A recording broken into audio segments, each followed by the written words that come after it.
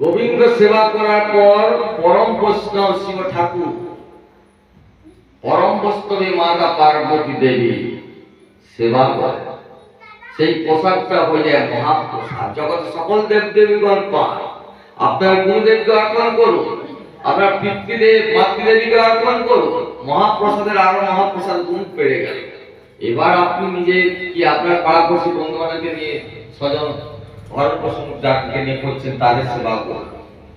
কথায় দাঁড়ালো, যে বলে আমি বিষ্ণু প্রসাদ ছাড়া আমি আর সেবা করবো না, আমি বিনম্র বচনে জানাই তারা দিতে জানে না তাই পায়। এটাই গৌর প্রেমা। রাধে রাধে রাধে, জয় জয় শ্রী রাধে।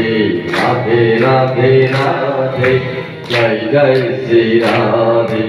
রাধে রাধে রাধে, জয় জয়।